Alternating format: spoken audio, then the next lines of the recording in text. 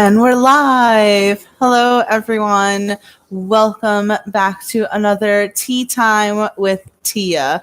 For some reason, the lighting has been sorry about that. The lighting has been so strange on my videos lately. I don't exactly know why, but I'm definitely going to have to figure that out because I feel like I look so washed out in these videos, but it's okay. It's not about how I look, it's about the content, which I hope everyone somehow enjoys. But yeah, I wanted to come and make this tea time because I just finished watching, well, there's two more episodes left, but I just finished watching all of the episodes that have come out so far for DC's Stargirl.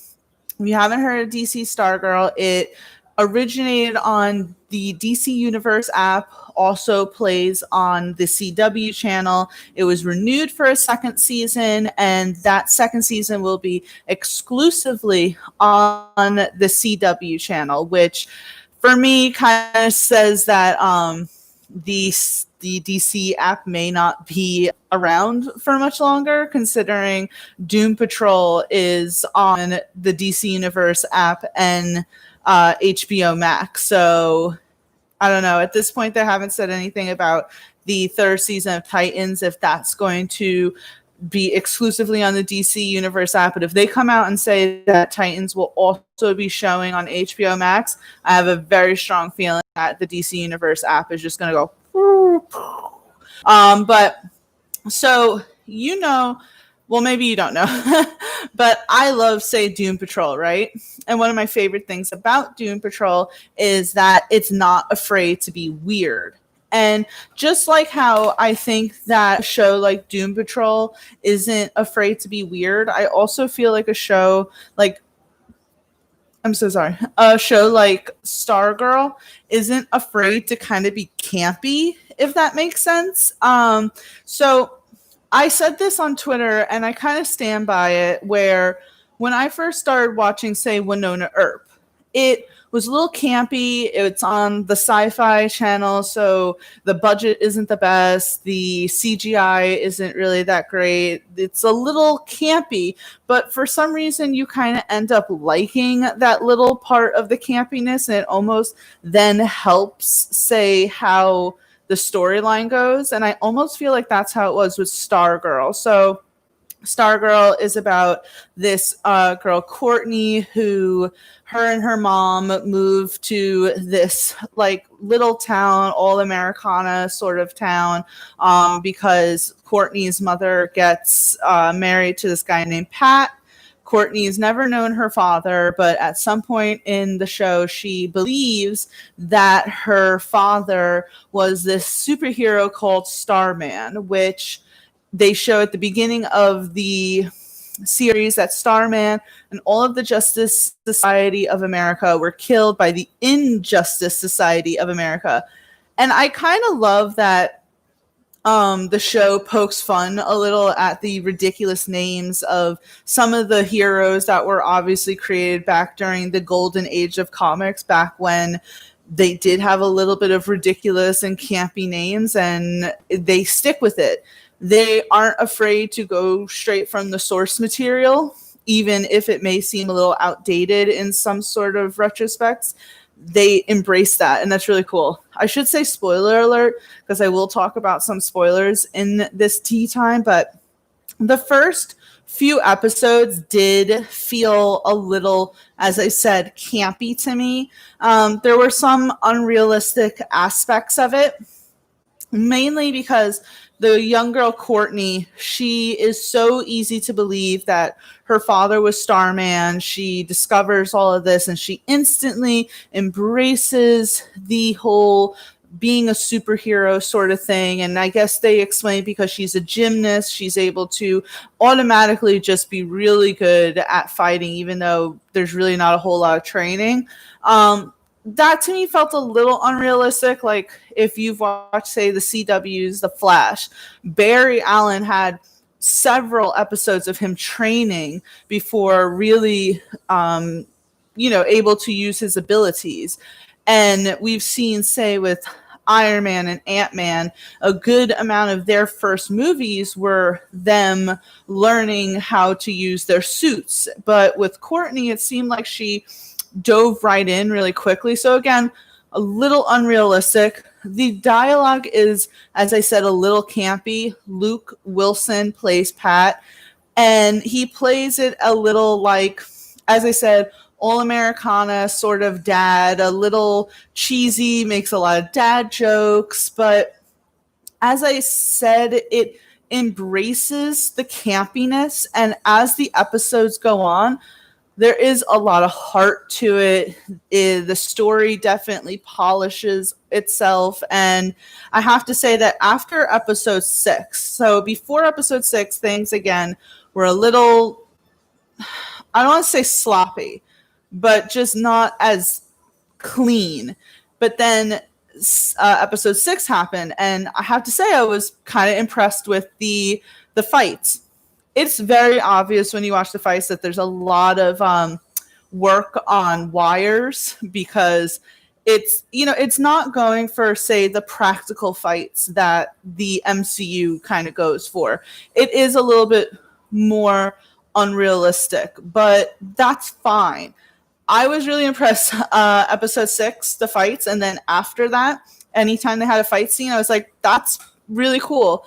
I couldn't help myself. Stargirl, she just worms her little way into your heart because she's so utterly charming, and she's just wanting to believe in the good in people, and I do think that she is well-rounded. She isn't, say, a Mary Sue or anything like that, even though she is always kind of smiling and she's always very happy, but there are real things that, say, happen to her.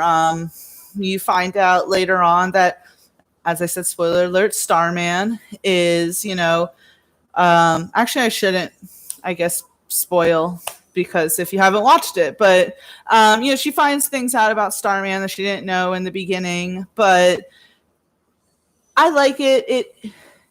It shows real life stuff in both the teenager aspect and the adult aspect. And I'm the type of person that I don't often like watching things that have to deal with teenagers. I'm 30 years old, and even when I was in my 20s, I still wasn't overly excited to watch things about high schoolers, because I've been in high school. I don't want to watch high school stories anymore. It's why I never got into 13 Reasons Why or anything. But for some reason, I'm okay with the stories kind of focusing on these high schoolers, because, as I said, Courtney is interesting. Then she has her friend Yolanda, who I loved Yolanda's backstory of being this very happy-go-lucky girl and then dealing with something that's very prevalent in modern day. Well, bullying has always been in high school, but the whole aspect of how easy it is to send information via phone across high schools and essentially ruin someone's reputation is really prevalent, and they very much touched upon that with Yolanda, which I like. I enjoy Courtney and Yolanda's friendship. You also have this girl, Beth, who is honestly like a ray of sunshine. She's so refreshing. Like, Courtney, yes, is also a very bubbly person, but Beth, I don't think has like any mean bone in her body or anything. Let me stop by saying that almost every parent in this show is awful. I know that sounds bad, except for Courtney's parents, but not that Beth's parents are necessarily awful, but they are not very happy with, I guess, how clingy Beth is. And I guess she is a little clingy because in the beginning of the show, she doesn't have friends or anything. So her parents are her best friends. But I'm like, guys, cherish that, because most teenagers are kind of like, F you, mom and dad, leave me alone. So you should kind of be happy that you have a daughter who wants to be in your life so much. But I digress. Yolanda's parents are awful too, because Yolanda goes through something really traumatic in high school, and her parents are very much like, it's about what you did to the family as opposed to, what Yolanda is feeling, but whatever. And then we have this guy, Rick, who I really like him as a character. He really just fits his character very well, even when he becomes a superhero, when he becomes Our Man. And I like the whole thing about Our Man. I don't know. For being like, say, a teenager, some of the costumes in the series are a little, as I said, I keep using this word, but they're a little campy looking. But for some reason, his doesn't look campy. Yolanda's is a little campy, and Beth's is definitely just not good. But again, it's less about that. It's more about the story necessarily. But on top of Courtney and her crew, the story with Pat, it's nice Pat's story because you can really tell how much he admired all of the superheroes that he knew in the past. I really like that whole aspect of it.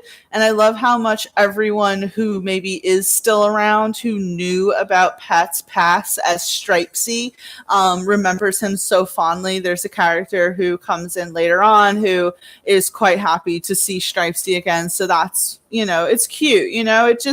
It does remind you a little bit of the golden age of comic books because we, as say modern day fans, are so used to Batman, Superman, the Justice League, right? I mean, it's in our movies. They mention it in the CW shows. Even Doom Patrol talks about Superman and Aquaman. But these characters are the characters that really were paid attention to before the creation or the popularity of Wonder Woman and all the characters that now make up the Justice League. So it is interesting to kind of get this sort of look into the Justice Society of America and kind of take a look at characters who seemingly have been forgotten because maybe they don't translate as well into modern age. And with Stargirl, it's less about trying to translate into modern age and just present itself as itself. And I like that. I appreciate when shows don't try, they just embrace, right? As I said, I say that a lot, I'm sorry, as I said, but Doom Patrol embraces the strange. The Boys embraces the bizarre. If you embrace all of that, I love it. I don't like faking, even though I know it's a show, it's all about faking, but I like the realism of just embracing what it is. But what makes Stargirl really good and why you should definitely check it out and keep with it, get past the first few episodes, are the villains.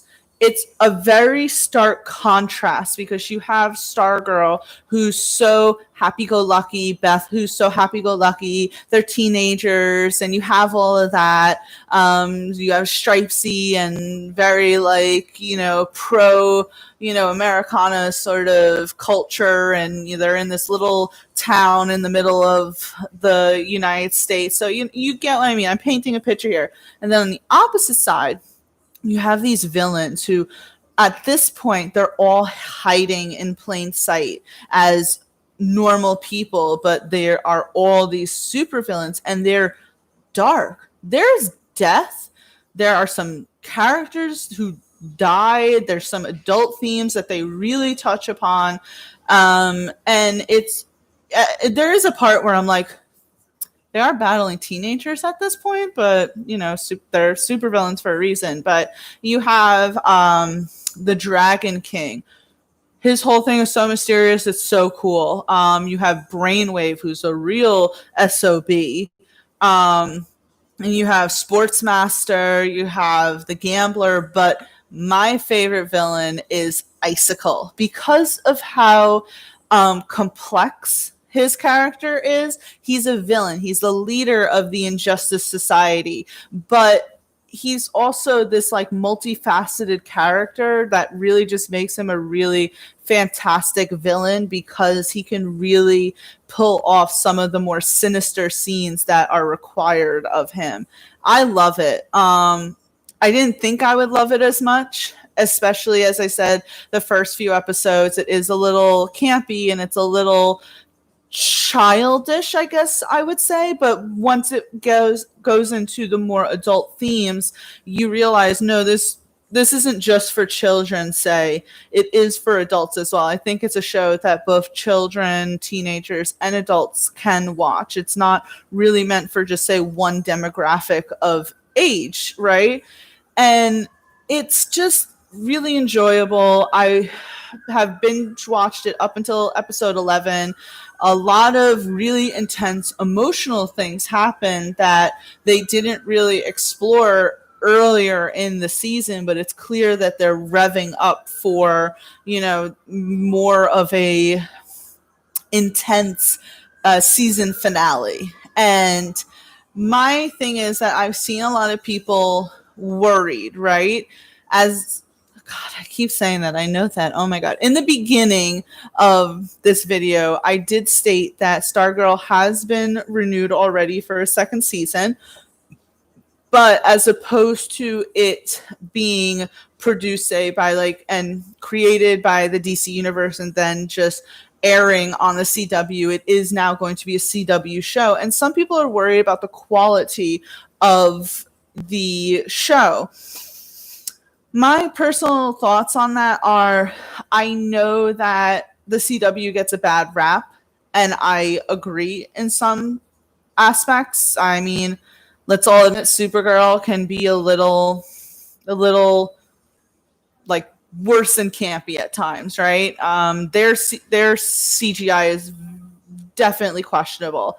I still like the Flash. The Arrow still was able to give some really dark themes. You had Batwoman. I think that they'll be okay as long as they keep the same people. What does it matter really if the CW is producing it if they still carry on the same people? If anything, you would kind of hope, I don't know. Hopefully it'll be still just as good. You'll still have the same actors. There really isn't a whole lot of need for CGI. So I think that in the scenes that they use CGI, it's going to probably be of the same quality. It can't really get much worse. And I say that with a lot of love for Stargirl. I can accept it before when I said that I like Winona Earp, but there's some CGI problems there. But you can get past this. So with the CW, I'm not necessarily worried that much. Unlike Doom Patrol and Titans, there's no cursing in it. There's no nudity in it. So they don't need to censor any of that for the CW. I don't know. I can't predict. I just think that they'll be okay. I hope that they're okay because I am really enjoying it. I cannot wait for the final 2 episodes and see where everything is leading to, what the season finale is like, who dies next, because they have killed quite a few people off. They are not afraid to kill people off. But if you have the time, which I hope you do, please like and subscribe to this video, and please check us out at geek5snation.com because I have actually had the good fortune of interviewing a few of the individuals who act on Stargirl, such as Neil Hopkins, who plays Sportsmaster, Eric Goins, who plays the Gambler, and Neil Jackson, who plays Icicle. They are all very amazing people. They really enjoy their characters. You can tell that they are passionate about the roles that they play. And from what I have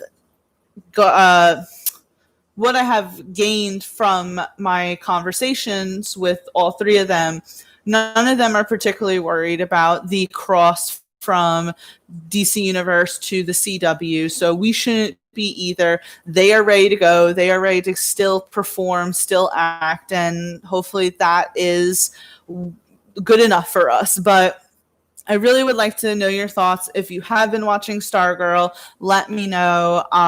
If you haven't watched Stargirl, it is available on the CW app. If you don't have access to the DC Universe app, I would really suggest trying it out. It is not the show that you necessarily think it is. It is very enjoyable. It's something that it's a treat, pretty much. It's an unexpected treat, and I really have nothing else to say other than I really just suggest watching it because I gave it a chance and I really liked it. And I think that if you give it a chance, you just, keep an open mind and just kind of go with it. It's nice.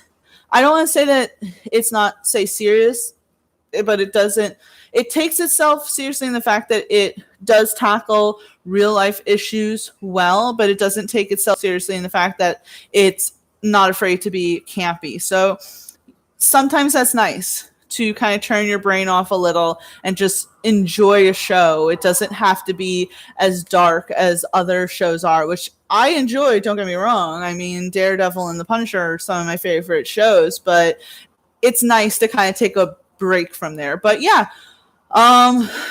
that's it for this tea time. Make sure you check us out. As I said, geek5nation.com. We have links to all of our social media platforms there. We have an array of amazing podcasts for everyone, ranging from Tea Time with Tia, Top 10, Geek Vibes Live, Marty and Kathy's Coffee Binge, Skates to Throat, Wrestling Geeks Alliance, Scene and Nerd, They Called This a Movie, Music City Drive-In, and soon we will be having another podcast who will be joining us. I'm very excited for that to be happening. But please like and subscribe. Love you guys. Stay safe out there and wear a mask. Thanks. Bye.